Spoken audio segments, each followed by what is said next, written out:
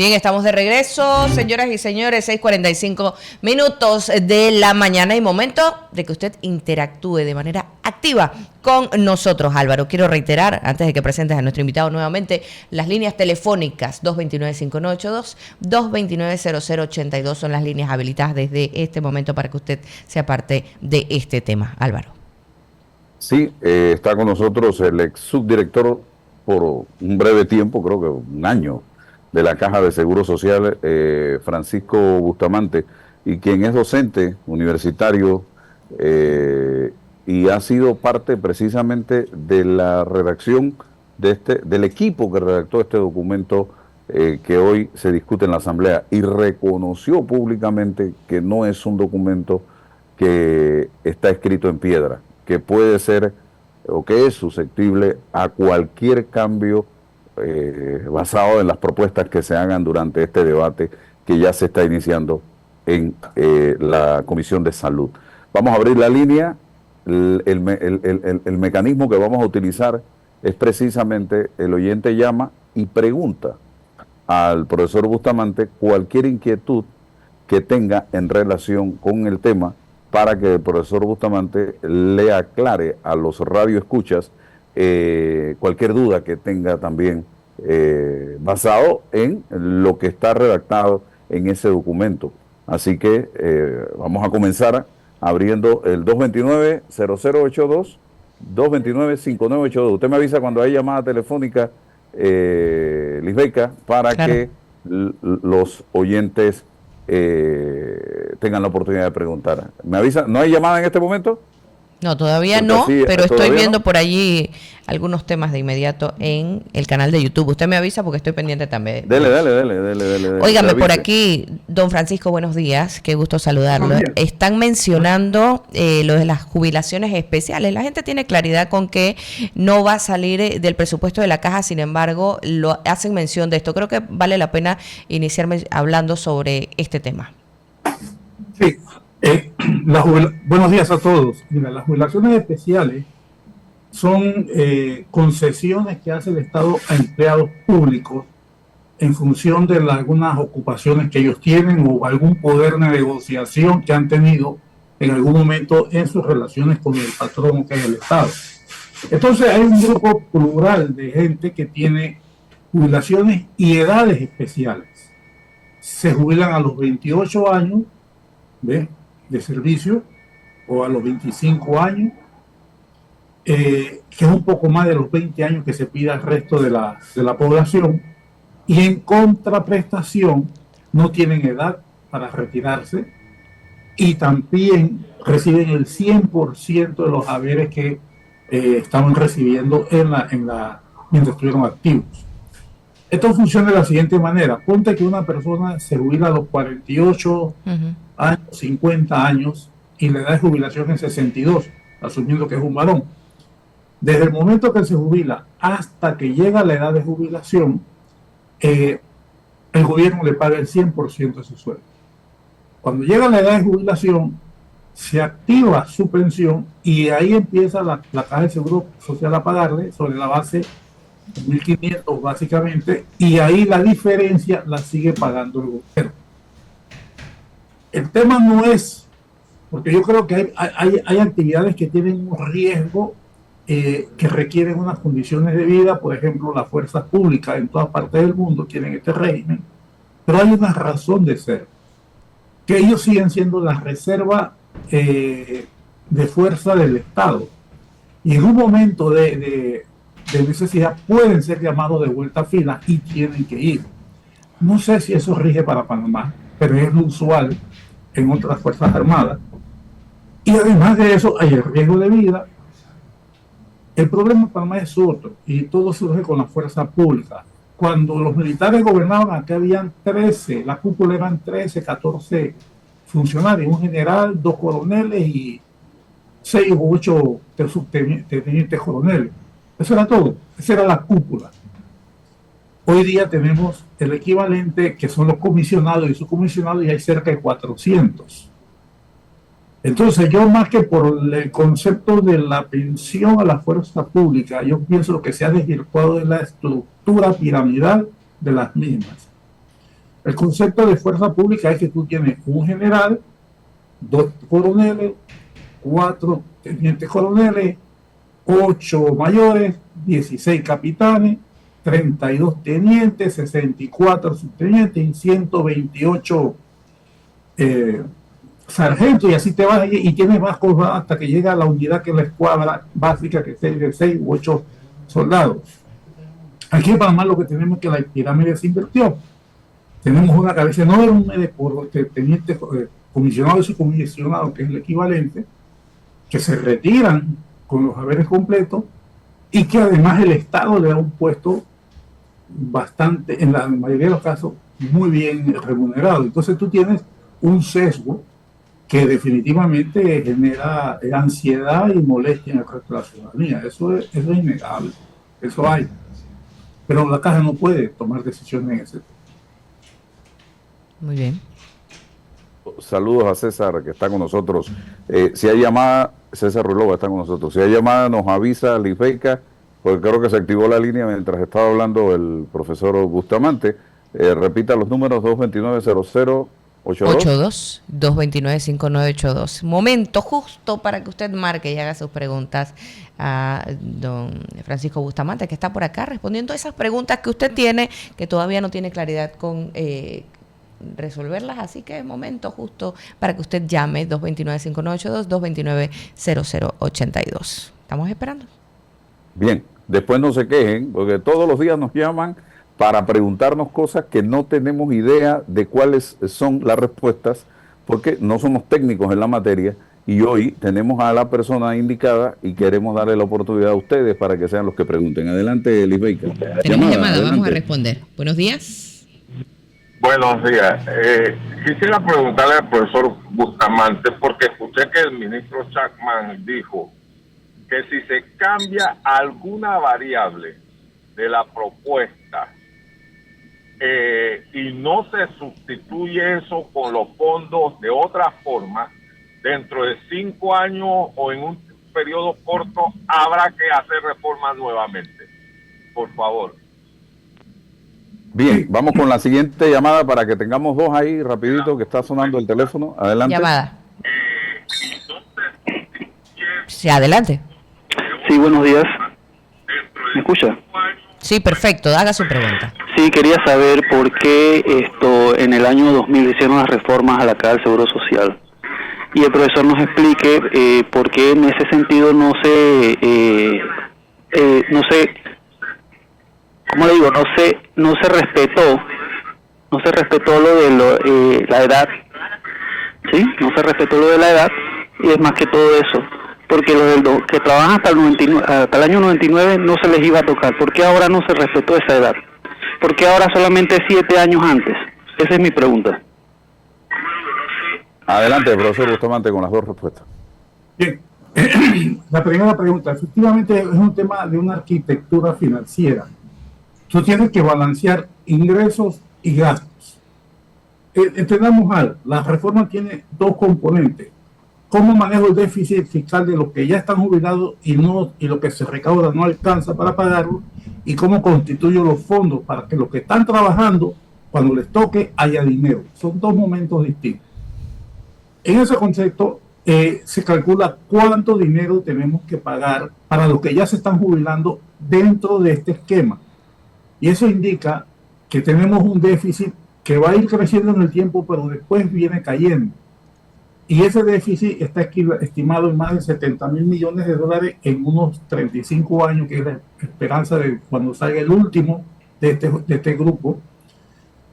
Y tú tienes que generar los ingresos para pagarlos. Entonces tú haces varios juegos. Tú dices, bueno, ¿cuánto necesitamos? 1.200 millones de dólares, por poner la cifra que es la que ahora mismo estamos manejando. Ok, ¿cómo lo vamos a financiar? Yo tengo que el Estado poner dinero, pero tengo que recaudar todavía cerca de 300 millones más. ¿Dónde los voy a recaudar? Los tengo que recaudar. Una parte va a venir de lo que las personas van a poner. Si yo extiendo la edad para los que van a entrar en algún momento en la jubilación, me está dando tiempo para que lo que se está recaudando yo pueda ir abonándoles a ellos a su plata y no esté tomándola para usar flujo de caja actual. El flujo de caja actual, el déficit lo estoy pagando con los 966 más los 300 del canal, más otros incrementos de ingresos que haya por ahorros que hay en distintos lugares que se van a hacer. Eso me permite pagar el déficit. Pero yo tengo que dar tiempo para que los que se van a jubilar, cuando ellos les llegue, ellos también tengan fondos. Entonces necesito un tiempo para acumular para cuando ellos lleguen, para que tengan un dinero de tal manera que el subsidio que hay que darle sea menor. Si tú mueves eso, tú vas a tener que hacer algún tipo de reforma. Y yo quiero llamar la atención que aquí solamente, ¿cuáles son las variables o variables paramétricas que hay que tomar en cuenta? Una es la densidad de cuotas, 240, no se está tocando. Con ese mínimo tú te puedes jubilar. El segundo es la edad de jubilación. A los que les falta 7 años para jubilarse, tampoco se les está tocando. ¿Ve? El otro es la tasa de reemplazo, 60%, no se les está tocando. Y el otro es la cuota patronal, obrero patronal, se está tocando solo el patrón. Entonces realmente de las 4 medidas se está tocando 1,5, realmente. Entonces no es así tan dramático como que se está violando y se está matando a la gente. Eso en cuanto a la primera pregunta. En cuanto a la segunda, la reforma fue en el 2005 y empezó en el 2008. ¿Qué había en el 2005? Ya estaba el déficit planteado, pero ojo, la gente se jubilaba con 15 años de 180 cuotas o 15 años. Ese era el tiempo de mínimo de exigencia. La edad era menor. Era 60 y 50 años, creo que era, o 53 años, 52, no me acuerdo. Y la cuota era menor, eran 8.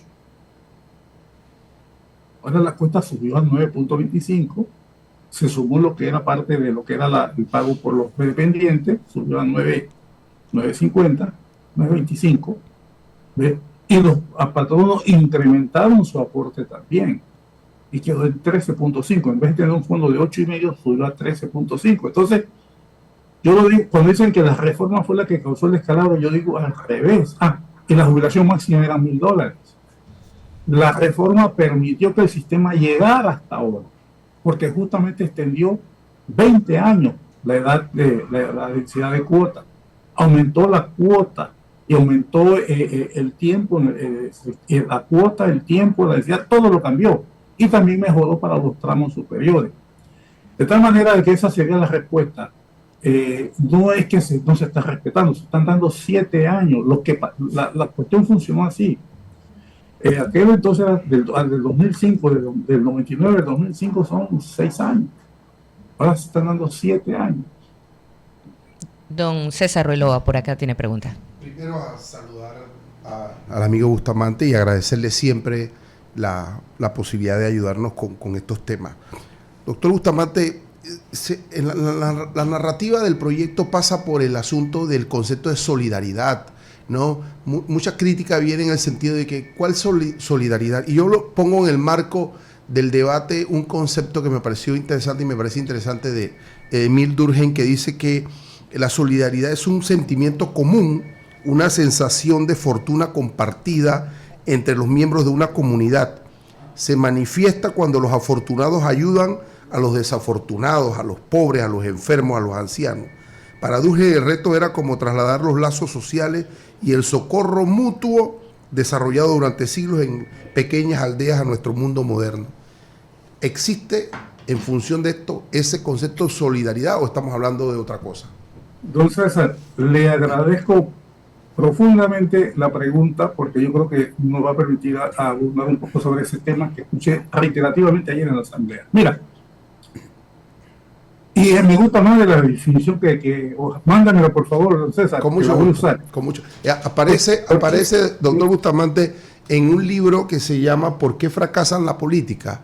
¿Ya? Y habla de los conceptos de solidaridad, de igualdad y tal. Me interesa sobremanera porque la definición de la Real Academia es mucho más escueta y mucho menos rica en cuanto a sentido. La solidaridad es un sentimiento que nace de mi deseo de identificarme con el que necesita apoyo. La solidaridad del sistema de beneficio definido es de que los que no han nacido me mantengan a mí. Este es el concepto de solidaridad que hay ahora aplicado al SBD, al sistema de beneficio definido. La ley se acerca más a la definición de Durkheim que lo que se está haciendo. ¿Por qué? Porque dice, ¿sabes qué? No solo los que están en el seguro tienen derecho a una garantía de que tienen un ingreso, aunque no hayan logrado acumular lo suficiente para su vejez. Institucionaliza lo que es el 120 a los 65 como la beca universal, a costa de los contribuyentes, la solidaridad de la sociedad con ese segmento que no pudo entrar al mercado. Y aquellos que hoy día no cumplen las cuotas, que están sujetos a que tampoco tienen derecho, quedaban en un limbo, como te habían contribuido, tenían un dinero, pero tampoco eran tan pobres de solemnidad, se les da un mínimo minimorum y se preserva lo más posible que los que están en el sistema puedan seguir contribuyendo y recibiendo sus haberes. Este es un concepto de solidaridad que es de seguridad social, es mucho más amplio que el que los sindicalistas están reclamando. Lo que los sindicalistas reclaman es que el INDECA pague mi pensión. Y voy a decir una cosa que yo sé que molesta, pero tengo que decir. Una persona que gana $2.500, con lo que aporta, paga la pensión de alguien que cuando trabajaba ganaba menos de $600. Una sola pensión. Al revés, cuando esa persona de 2.500 llega a la jubilación, necesita 18 trabajadores de $600 aportando para mantenerlo a él. Es la solidaridad inversa, de los que menos ganan a los que más ganan. Eso es solidario. Eso es totalmente sesgado en contra de los trabajadores de menores ingresos. Entonces los dirigentes sindicales se hartan, llenan la boca diciendo, es que queremos pensiones justas y dignas. Para mí, no terminan de decirlo. Que la pague otro. Yo no. ¿Por qué no dicen, sabes qué? Los que ganamos más, vamos a poner no el 14, vamos a poner el 20% y la diferencia vaya a los que ganan menos. Eso es solidaridad. Eso no lo dicen, no lo proponen, sino que dicen, es que lo que me dan no me alcanza. Y ¿saben una cosa? Yo hice una investigación en la Caja de Seguro Social cuando yo estaba ahí. La mayoría de los trabajadores que se acogen a la jubilación son los que ganan más de $800. Que es la gente más educada, que es la gente que está menos desgastada, que es la gente que vive más, y siguen, cobran y siguen trabajando y se acogen a la jubilación. No quiera que me toque la jubilación, pero sigues trabajando. ¿Quién se acoge a la jubilación? Ese trabajador de bajos ingresos que está chatarreado, que está golpeado, que está destruido. Ese coge su cuestión y, como decimos los panameños, va por fuera, aunque sea poca, porque necesita descanso. Entonces yo diría que ese concepto de solidaridad, te agradezco, don César, la pregunta, porque yo creo que ha sido muy mal entendida y muy desprestigiada en el uso que se le ha dado en Panamá. Tenemos llamada en este momento, vamos a responder. Adelante. Buenas, le escuchamos. Yo le quiero hacer una pregunta ahí. El artículo 65 de la actual ley, que es la que modifica el artículo 130, es el artículo 65 de la reforma al artículo 130 de la actual ley 51 orgánica que tenemos.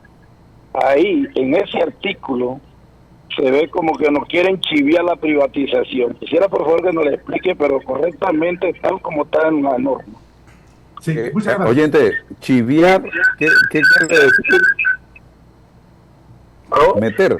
Ya lo entendí. Es correcto.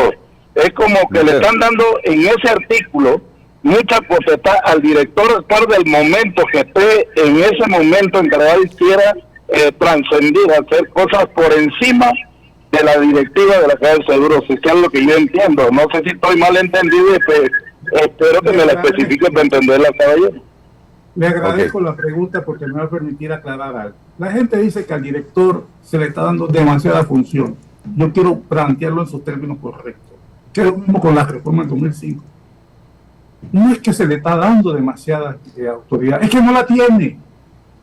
Y yo lo he venido diciendo toda la vida. Si tú pones ahí al director ejecutivo de la empresa más exitosa del mundo, la Honda, la Coca-Cola, el banco más grande del mundo, y lo pones a trabajar con el marco jurídico que hay en la Caja del Seguro Social, va a fracasar, porque no tiene espacio para tomar las decisiones que hay que tomarse. Y te puedo enumerar muchas. Te digo, por ejemplo, el director de la Caja del Seguro Social hoy no puede llamarle la atención a una persona directamente porque él no es el jefe inmediato superior. Ese perro me mordió a mí. Oiga, don Francisco, ponga el ejemplo local. Ricardo Martinelli fue Eso director fue- del Seguro Social, intentó hacer cambio y no duró, ¿cuánto? 1 año y medio. No duró. Entonces, la estructura jurídica vigente impide que esa institución que todos los panameños quieran se pueda construir. Puedes poner la mejor junta directiva, el mejor director del mundo y se va a estrellar contra una maraña de normas que no le permiten actuar. Eso para empezar a hablar. Vamos a lo que dice de la toma de decisiones. La ley dice que el director puede comprar $250,000 con límite autónomo. Eso no significa que si él mañana dice a mi cuate Álvaro Alvarado, yo le voy a dar el contrato para que me dé el alimento de todos los hospitales. Él no puede hacer eso. Él tiene que hacer una licitación con términos de referencia, colgarlo en Panamá Compra, hacer todo el proceso y él la firma. Esa es la autonomía que él tiene. No tiene más. Él no puede decidir que este dinero yo lo voy a gastar como yo quiero. Tiene que hacerlo de acuerdo a la ley. Lo que no tiene que ir es el paso a junta directiva. ¿En qué consiste el paso a junta directiva? La junta directiva tiene dos instancias, la comisión de trabajo y el pleno. Él tiene que presentar todo el argumento, llevarlo a la comisión lo discute, lo reúne, emite su veredicto, emite un acta que toma días.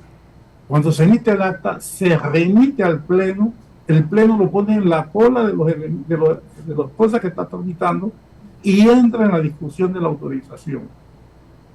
Si lo aprueba, viene la preparación del acta. Cuando el acta salga, se manda de vuelta al director y en ese momento él puede empezar el proceso de adquisición. Estás hablando de la entidad que maneja casi el 25% del presupuesto general del Estado. Estás hablando de la entidad que está pagando la pensión de las personas que viven, que es un porcentaje importante de gente, y los medicamentos del funcionamiento del sistema de salud, principalmente su principal proveedor. Y está sujeto a una maraña administrativa, donde esa misma junta directiva, más de la mitad de su tiempo, está discutiendo las apelaciones de trabajadores que no están de acuerdo con la sanción. Desde una simple amonestación verbal hasta la destitución, tiene que definir en última instancia la junta directiva. Y se lo toma muy en serio. Toda la semana, el 50% o más del tiempo, la junta directiva se dedica exclusivamente a ver casos de laborales. Que fulanita le torció los ojos a fulano y fulano le puso la queja, así son. Y el de la queja, el jefe le llamó la atención, la persona no está de acuerdo porque la fulanita le torció primero los ojos, así llegan los expedientes. Y lo tiene el director, tiene que dejar sus cosas concretas para estar haciendo ese tipo de aprobaciones, para volver a revisarla, reconsiderarla y si no hay elementos se ratifica y después hay todo un cuerpo de abogados de la institución analizando y se forma un tribunal y una comisión donde entra el debido proceso y donde entra la normativa y donde, o sea, es un desgaste. ¿Qué dice la ley? ¿Sabe qué, señor director? Usted sanciona. Si usted se ratifica, tiene que ir a un tribunal administrativo como cualquier funcionario del Estado. Y le quitamos esa carga a la Junta Directiva. Y le quitamos ese proceso. Usted tiene que comprar urgentemente un medicamento. Usted compra. Resuelva el problema. Aquí al asegurado por delante. No es que él va a comprarle a su cuate, no es que él va a decidir que lo... No, él tiene que hacerlo de acuerdo a la ley de compra de medicamentos. Lo vamos con el dinero. Ustedes dicen, muchos dicen ustedes, ¿saben qué? Es que se le está dando mucho poder de que el director decida dónde mete la plata, pero no te estás acordando que en la mesa de trabajo fue un clamor de todos, 100% de la gente, mejoren la rentabilidad de la reserva de la Caja de Seguro Social. Tienes que mejorarla porque es muy baja. Y tienes razón. ¿Cómo lo vas a hacer? Hagan como el CIACAP, como el PRA. Usted sabe cómo trabaja el CIACAP y el PRA. Ellos van directamente al mercado y compran los títulos privados que ellos deciden invertir. Lo que pasa es que entre los dos no suma más de 500, 600 millones de dólares. Aquí estamos hablando de 7.000, 11.000 millones de dólares. No puedes hacer lo mismo. Tienes que buscar gente especializada que te asesore, que te dé la ayuda. ¿Cómo te proteges tú?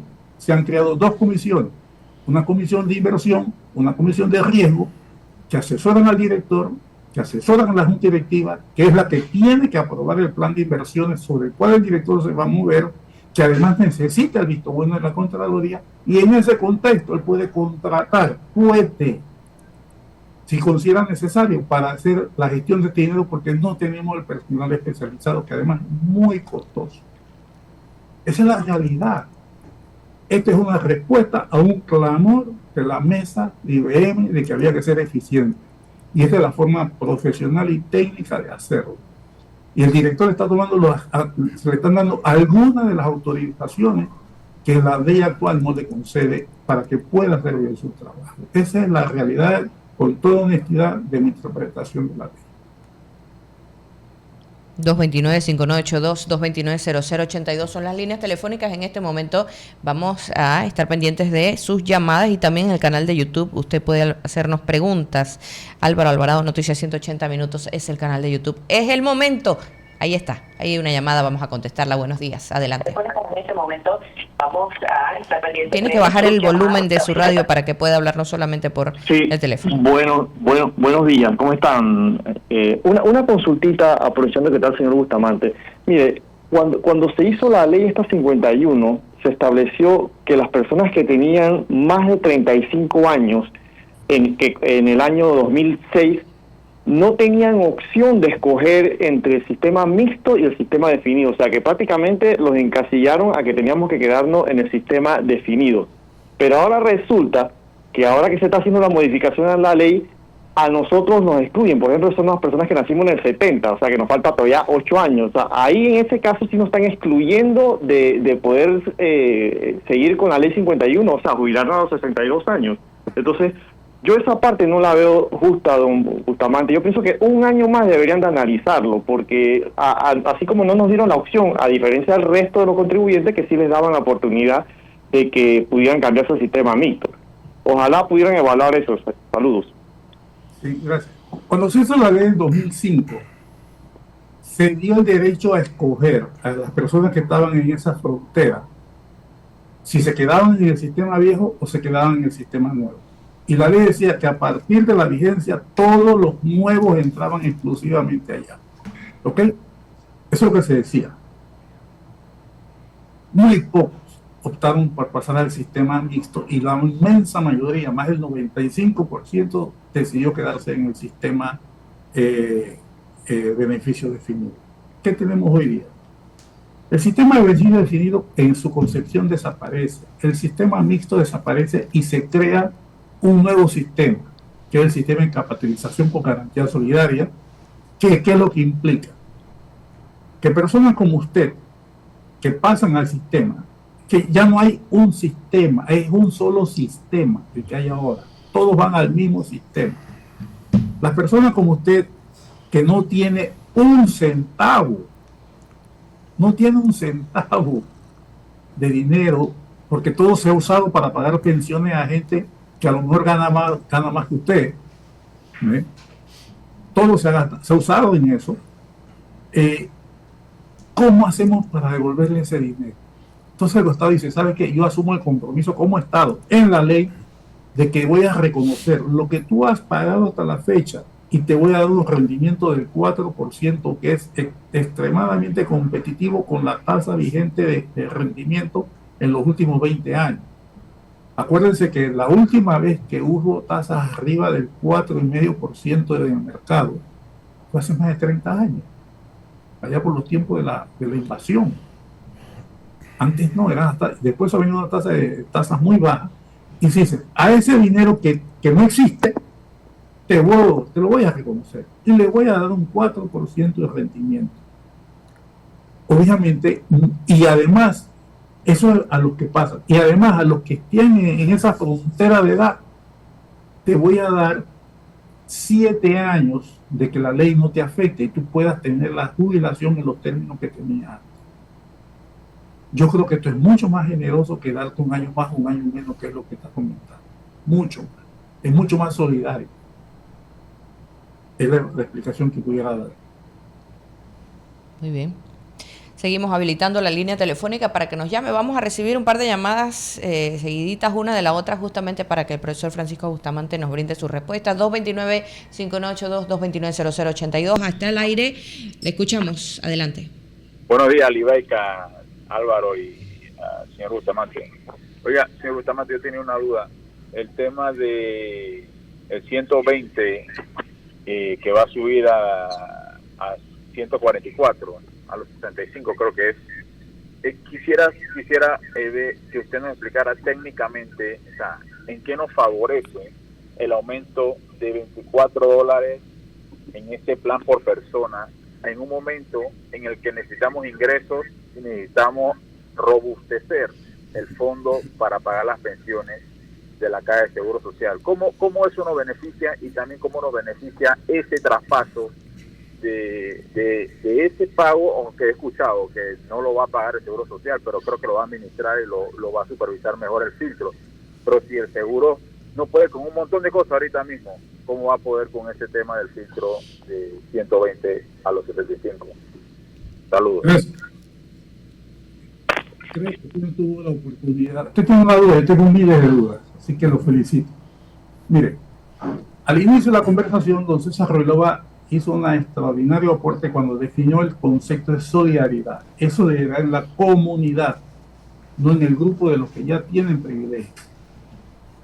¿Ok? Eso no es solidaridad. Y lo hablamos un poco al inicio. El gobierno está definiendo por primera vez en la historia, y voy a hacer un poquito y César me puede ayudar. La Constitución panameña está fuertemente arraigado en principios de liberalismo e individualismo que privó hasta antes de la Segunda Guerra Mundial. Después de la Segunda Guerra Mundial hay una evolución en los sistemas jurídicos donde hablamos más de los derechos humanos, y ahí se desarrolla toda una temática y todas las constituciones han ido migrando hacia un concepto de derechos humanos. La nuestra sigue anclada en el siglo XIX e inicios del siglo XX. Este gobierno, y déjame decirte, yo no soy parte de este gobierno, ok, yo no soy un miembro de este gobierno, pero han tenido la gentileza de invitarme a conversar y a colaborar. Este gobierno está dando un paso hacia ese concepto de que aún los que no han puesto un centavo tienen derecho a que la sociedad los mire y los tome en cuenta. Y lo que se está haciendo es institucionalizar ese concepto de que todos los panameños necesitan algún grado de protección. No la perfecta, no lo que quiero, sino lo que se puede. Entonces, por eso pasa a 144, que es el mínimo que las estadísticas internacionales utilizan, que no es la solución a los problemas de las personas, estamos de acuerdo. Pero por lo menos te da un mínimo, que se va a complementar con un mejoramiento en la calidad de la atención para que esas personas, las más necesitadas, las más vulnerables, la sociedad las tome en cuenta. ¿Por qué pasa el seguro social? Por ese concepto. Estamos hablando no del seguro social, los que pagan tienen derecho. Estamos hablando de un concepto que la seguridad social es que todos los que vivimos en este país tenemos derechos. Y queremos proteger los derechos de todas las personas de este país. ¿Cómo nos afecta? También le voy a comentar. Mire, cuando yo estuve con el doctor Lau, los 2 años que estuve con él, cuando nosotros llegamos, más de la mitad de los pagos de los jubilados se hacía presencialmente. Una investigación que yo mismo me tocó hacer, la hice, la investigué y logramos que el 98% de los pagos se hace por vía electrónica. O sea, el costo de gestión bajó varios millones de dólares, el costo de gestión del pago de las pensiones, porque tú ves tu cheque, pero detrás de un cheque hay un proceso de impresión, de control, de distribución, de pago, de garantía, de seguridad. O sea, hay un operativo atrás. Logramos bajar esos costos. Y ahora simplemente tú los recibes en tu cuenta bancaria. Hay un 2% que no la reciben. ¿Por qué? Porque no quisieron. En ese 2 o 3%, de lo más relevante que hay es en Boca del Toro, porque en Boca del Toro hay una realidad social distinta. Primero, no hay muchos cajeros en la comarca. Hay muchos indígenas que cobran y ellos son papelito campo. Ellos quieren ver su papelito y a esa gente se le lleva en bote. Hubo una vez que se nos dañaron los botes, yo tuve que hablar con el Senan para que nos prestara y nos llevara la gente con las rumas de cheques porque hay que entregarlo uno por uno porque así lo quieren ellos. Entonces yo te diría, no es que la caja gana, el país gana y se centraliza y se está cumpliendo ese precepto de derecho humano de que hasta donde se pueda, todos tenemos derecho y tratamos de protegerlo. Es lo que yo te puedo decir. Esa es la solidaridad que queremos nosotros. Profesor, tenemos otra llamada, vamos a contestar. Buenos días, le escuchamos, adelante. Buenos días, bendiciones. Profe, están hablando sobre el tema de las jubilaciones especiales y demás, y se están olvidando de la tropa. Se están enfocando solamente en los comisionados que se van jubilados con 10,000, 15,000 dólares y es un montón de plata, como todo el mundo sabe. Pero la tropa, que si acaso llegamos a capitán, y cuando mucho que alguien te ayudó a coger el otro rango, te vas de mayor. La tropa, si acaso llegamos a capitán, nos vamos cobrando cerca de los 2,000 dólares, no pasamos los 2,000 dólares.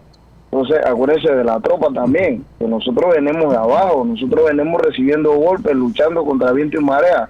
Los oficiales son los que se llevan todos los beneficios, ¿y la tropa qué? Se están enfocando solamente en los que cobran 10,000 dólares para arriba, y los de abajo, que estamos por debajo de ellos, se olvidan de nosotros. Gracias, que tengan buen día. Yo quiero que se aclare esto de 10,000, 15,000 dólares. Eso con eso es que se van para la casa de los comisionados y subcomisionados.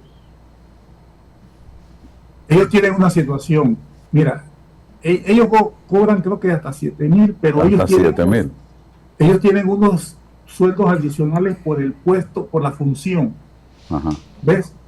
Por el riesgo, función, una serie de cosas. Entonces hay una serie de sobresueldos que no, hasta donde yo sé, no forman parte del salario cuando se van. Del salario con el cual se jubilan. Exacto. Es lo que yo quiero, por lo menos yo trabajé en una institución donde también había una pirámide, donde eran 7 los grados de oficialidad. Pero yo quiero que quede claro, profesor, a la audiencia, que este no es un tema que tiene que ver con la ley de la Caja de Seguro Social. A eso voy. Yo estoy hablando que el problema que hay en la oficialidad es la pirámide que se invirtió. Y en cuanto al comando que habló, déjeme decirle, capitán, yo dije que yo no cuestionaba el derecho de la fuerza pública a tener una diferencia en cuanto a los salarios, porque hay un riesgo y una situación de laboral distinta al resto, y que además ustedes tienen la condición de que en un caso de emergencia, por lo menos en las fuerzas públicas que yo conozco en otros países, pueden ser llamados a filas en un caso de emergencia. Yo defiendo y reconozco de que hay que tomar en cuenta esa condición. Lo que yo objeto, como mucha gente, es que la pirámide se invirtió y hoy día los que están en las posiciones de mando, comisionado y subcomisionado, y usted dice que es mayor también, no, eso no lo sabía, ha proliferado, hay exceso, y ese es el problema que hay, el exceso del alto número de funcionarios en ese nivel. Pero considero que ustedes, no estoy cuestionando el derecho de ustedes. Y yo le agregaría lo difícil que es para cualquier persona formar parte de un estamento de seguridad en el que tú sabes a qué hora sales de tu casa, pero no sabes si vas a regresar a qué hora, ni si vas a regresar con vida, porque te tienes que enfrentar a la muerte, mirarla a la cara 24/7, a raíz de que tu responsabilidad es protegernos a nosotros, es cuidar a la ciudadanía. Así que ese es un tema que a veces la gente no lo entiende, pero hay que analizarlo. Hay preguntas, por ejemplo, César Ruilova no tiene todavía, creo yo, 57 años de edad, que sí los tengo yo. Él es un poco más joven que yo. Bastante más joven, mucho más. De hecho, no me impacta la ley de los 7 años. De los 7 años, él no entra en el periodo de los 7. Pero pongamos que él es un trabajador. ¿Cómo se calcula? Es la pregunta. ¿Cuánto va a recibir él al momento de cumplir los 65 años en el caso de los hombres y los 62 en el caso de las mujeres? Porque hoy día los que estamos próximos a jubilarnos sabemos que es el 60%, y que se calcula también en base a los 10 mejores años salariales durante el periodo de trabajo que tuviste. y se suma también el tema de la cantidad de cuotas que pagaste. Si superaste las 240, creo que es, ¿no? 240, todo eso va aumentando hasta llegar a un techo de 2.500. Pero ¿qué va a pasar con el caso de las nuevas generaciones o los que no entran en estos 7 años? Vamos un poquito de atrás para adelante. No es correcto que haya un techo, no hay techo para jubilarse. ¿Cuáles son las variables que van a definir su jubilación? Lo que usted aporta al fondo de ahorro personal, no cuenta individual, ahorro personal, y lo que usted, el tiempo de trabajo que usted le dedique. Entonces usted puede perfectamente retirarse con más del 60% al cual está condenado don Álvaro y don César, ¿ve? Porque ellos podrán aspirar a un 60%, ¿ve? Si tienen las 240 cuotas y si cumplen los 62 años. Y unos pelitos, si tienen más de 60 años, siempre y cuando cumplan, que tienen que cumplir tantos años en el rango para poder aspirar a esa cuestión. ¿Qué pasa con los que están en la situación que estamos hablando? Mira, primero que nada, ese reconocimiento de lo aportado que no existe, por amor de Dios, tengamos, usted no tiene hoy día ni un centavo, muchos de ustedes, los que van a pasar al nuevo sistema, no existe, se lo han gastado en pensiones. El Estado le reconoce ese tiempo y emite un título valor que se llamaría un bono de reconocimiento con un 4% de rendimiento. A eso se le va a sumar el 100% de lo que ustedes aporten de aquí adelante y eso va a ser su pensión. Vamos a tratar de ser didácticos. Si usted cumple los 240 cuotas y resulta ser de que sus salarios son tan buenos ahora y su aporte es tan bueno, que usted pasa del 60%, ¿ve? Le van a dar lo que sea más alto. Si lo más alto es 60%, se le da el 60%. Si no, se le da lo mayor que usted repasa. ¿Dónde usted puede perder dinero? La ley dice que para tener el valor al 100% de ese reconocimiento de las cuotas pagadas, usted tiene que llegar a los 65 años. Pero si usted aritméticamente, matemáticamente, tiene el 60% antes de los 65 años, usted puede acogerse a la jubilación. ¿Cómo yo puedo verificar eso? Esa es la buena noticia y doy gracias por la pregunta. Se está trabajando en una calculadora que se va a poner a disposición de todos y usted mismo va a meter sus datos y ahí usted va a poder calcular el estimado de ahorro que usted va a tener para poder jubilarse. ¿Qué pasa si usted dice, ¿sabe qué? Es que aún el 60% para mí no es rentable, yo necesito más plata? Entonces dice, ok, se crea la posibilidad de un pilar como el CIACAP para que usted ponga dinero que se va a invertir en condiciones de mercado y usted pueda mejorar su pensión.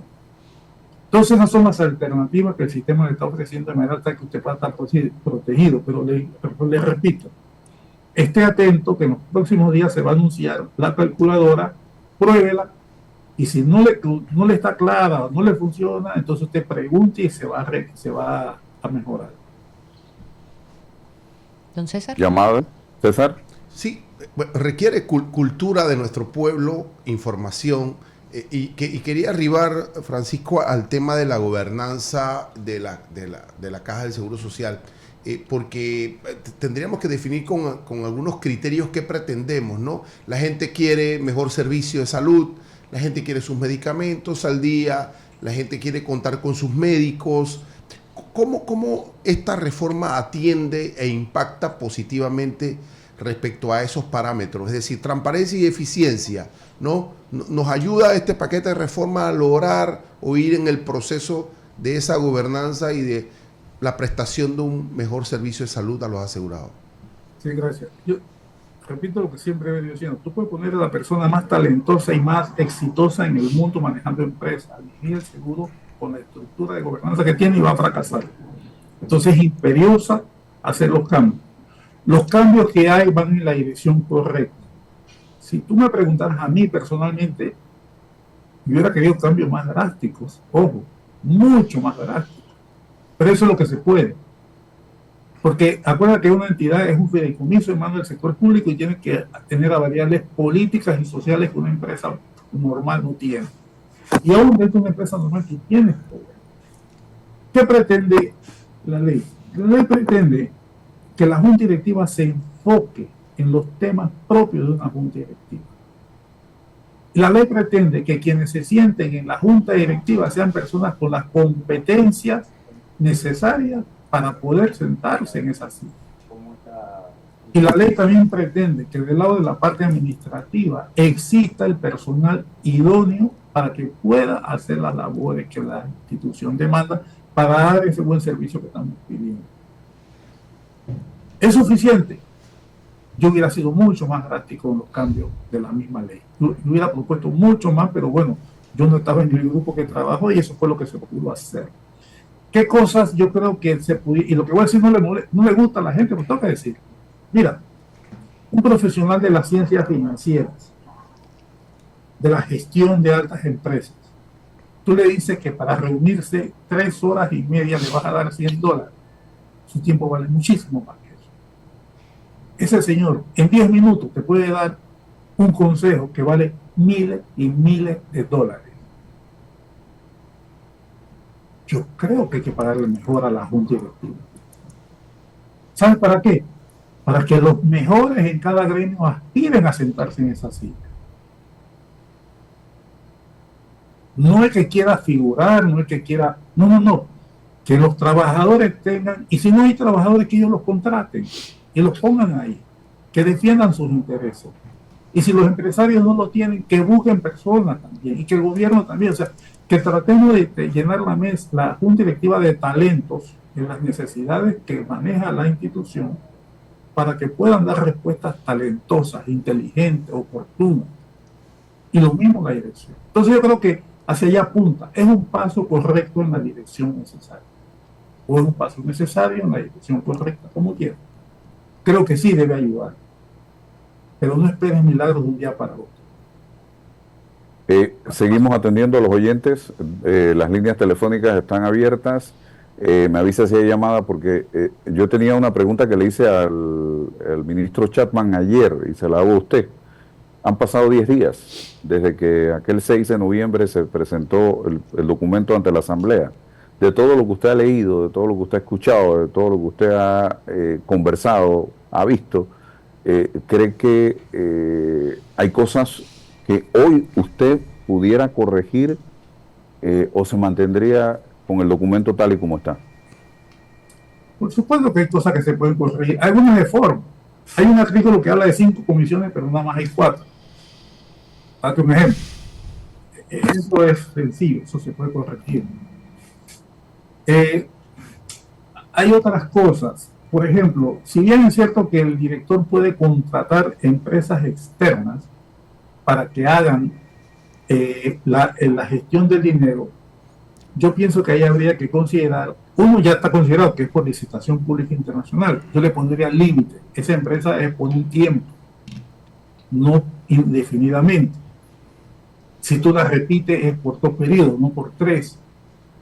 Yo le pondría, por ejemplo, que tiene que tener un tipo de garantía de que los fondos que le voy a conseguir tienen algún tipo de protección. Hedging, digamos, un fondo de cobertura que me proteja de cualquier fluctuación.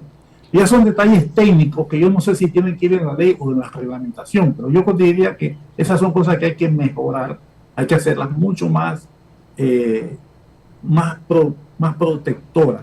Y esto no solamente para el bien de la caja, para el mismo director, porque la ley dice el director es responsable.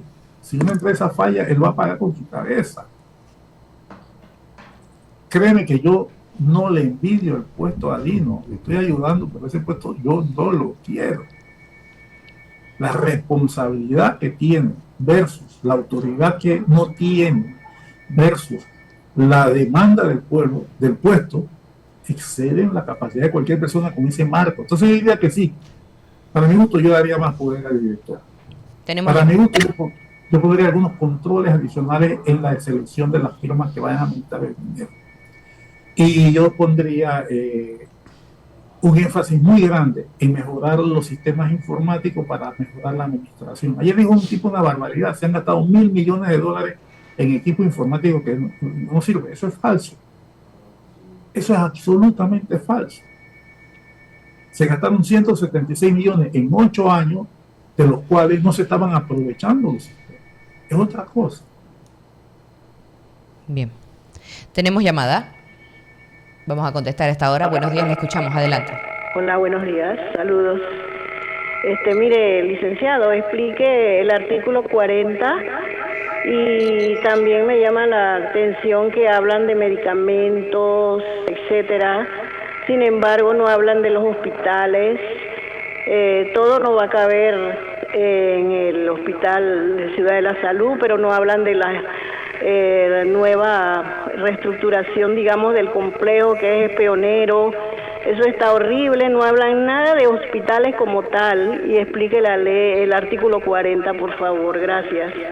Profesor, antes de que conteste, vamos a responder otra llamada. Buenos días. Otra pregunta, adelante. Sí, buenos días. Mire, yo quisiera preguntarle algo a... ellos están sacando solamente la cuenta de las personas que cobran más de $1.000, pero ¿por qué no se basan en las personas que cobran 300 y 400 balboas aún? Porque muchas personas no tienen salarios altos, que saquen a ver cuánto va a cobrar esa persona cuando se jubila, porque cuando yo me jubilé en el 2021 solamente me tocó 185 balboas en bruto. Entonces, tienen que basarse en las personas que están cobrando menos salario, no los altos salarios. Muchas gracias. Usted, profesor, adelante.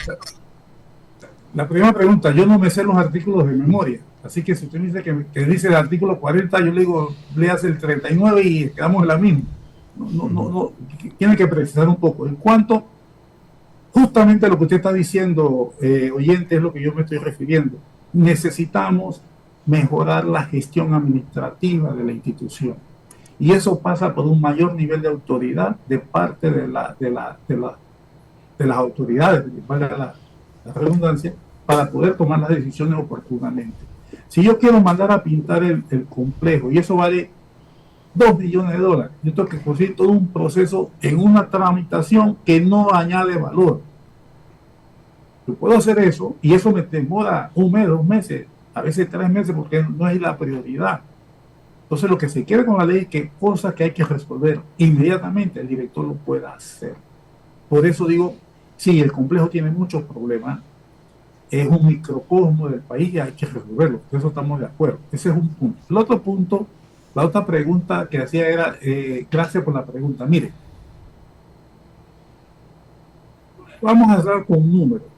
La gente que gana de 400 para abajo es como el 6%, del 6-8% de la población que paga seguro. Es lo que menos pagan en porcentaje.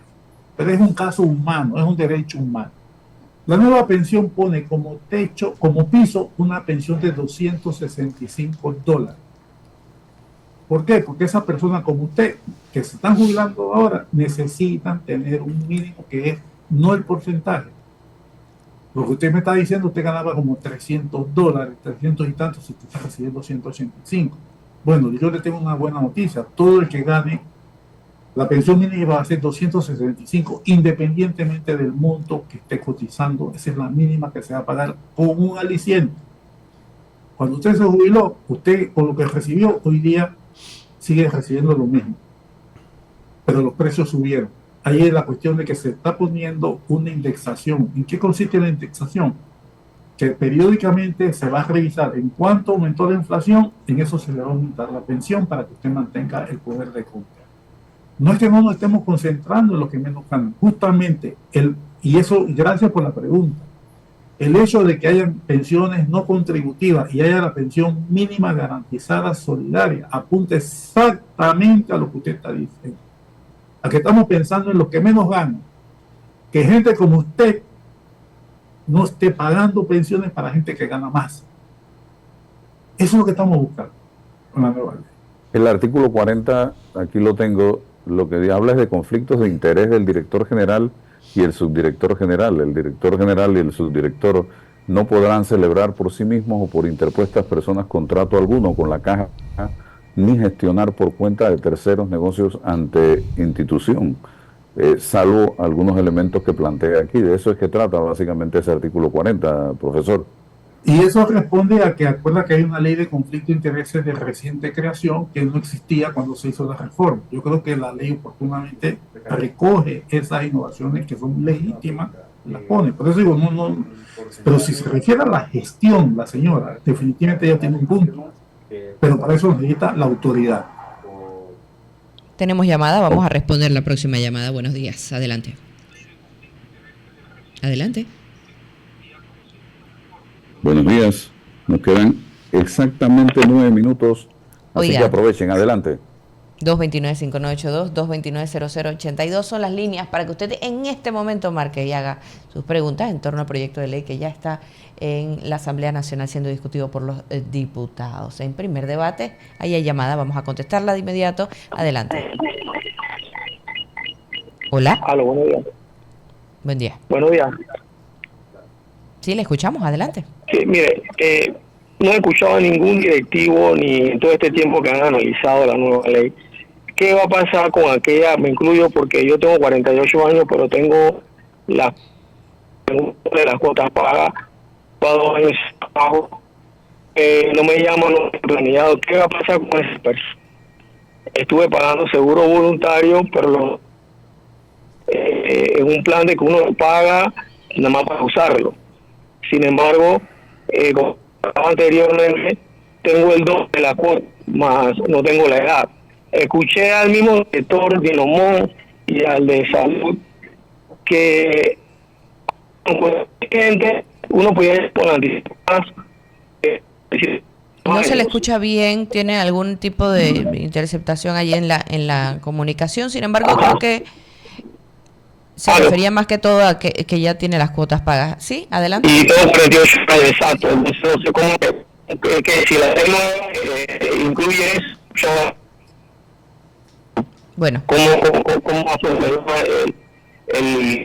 hacer ahí escuché que con 2 años que te...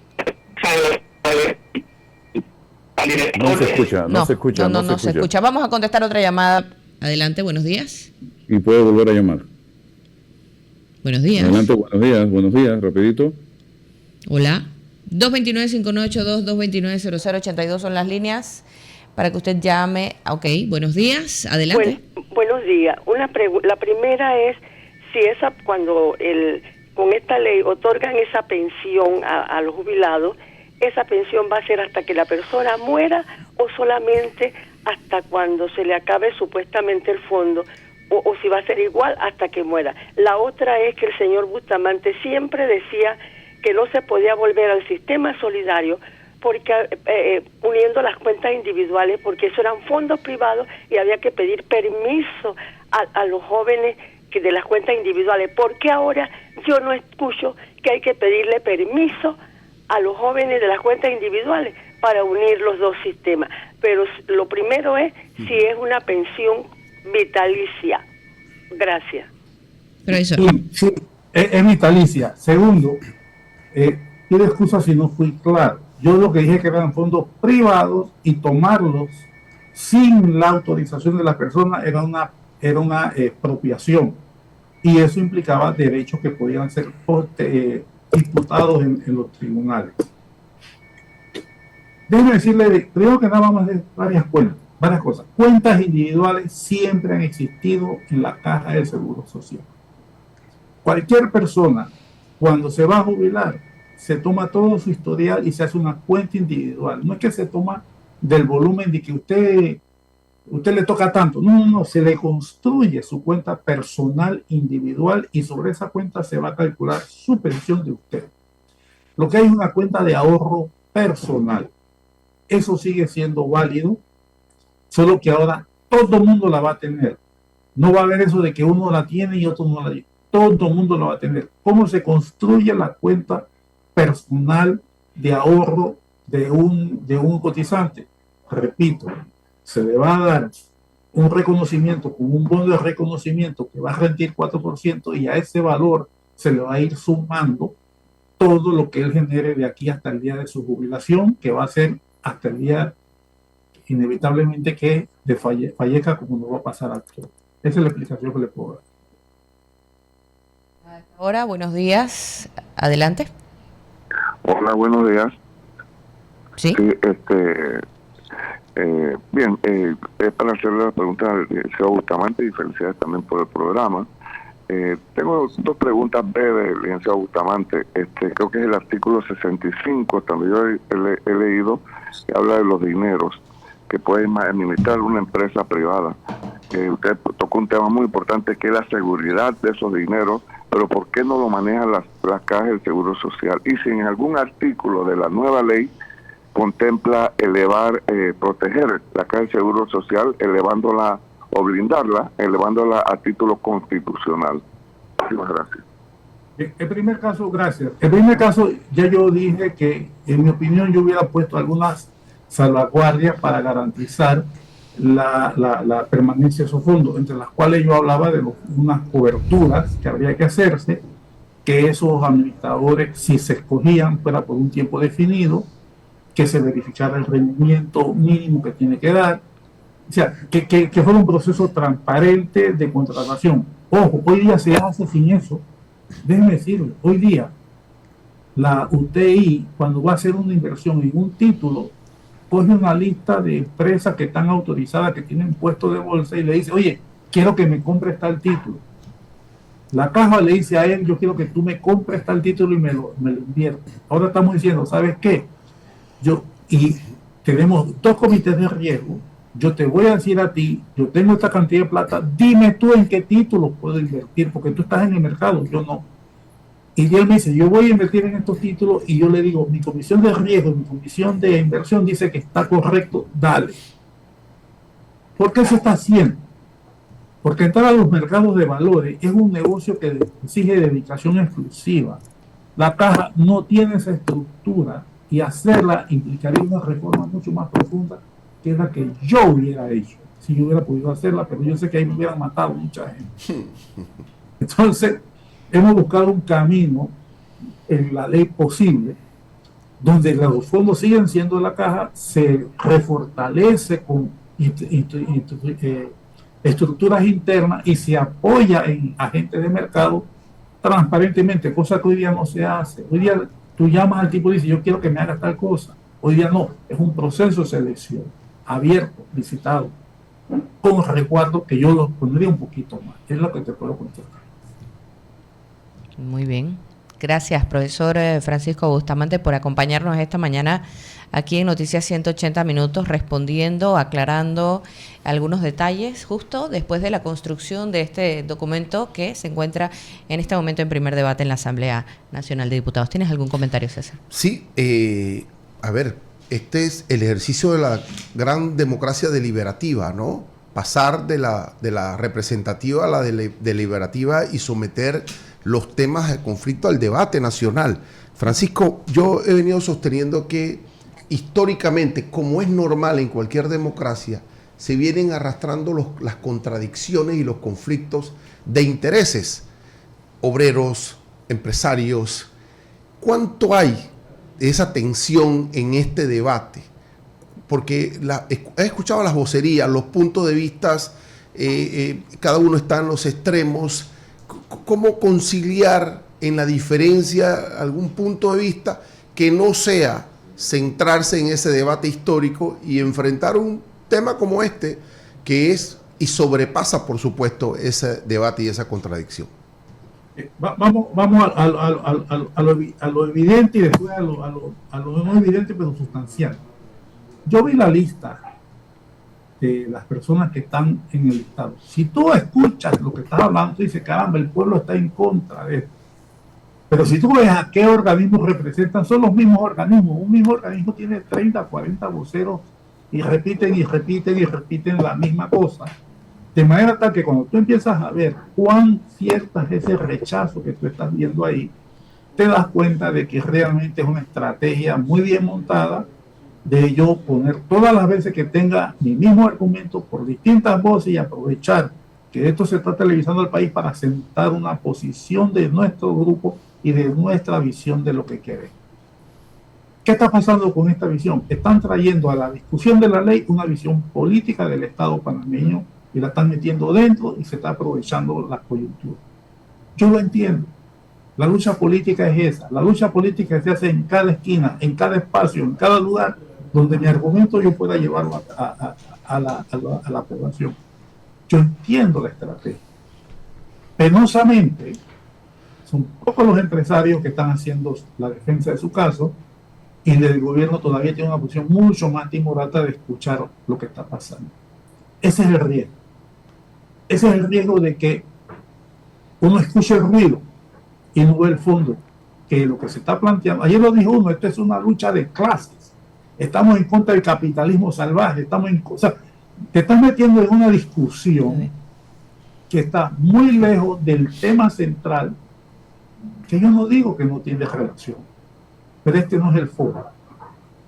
Entonces yo sí creo que lo que está haciendo el programa de ustedes tiene que replicarse por 10, 50, 100 veces para que la población entienda que no es la ley perfecta, pero es un paso en la dirección correcta y que no se contamine, que es lo que César está hablando, una discusión que tiene que ser para proteger la seguridad social del país, se constituya en un bastión de lucha de posiciones políticas o de concepciones de Estado muy distintas de la visión que tiene la institucionalidad panameña.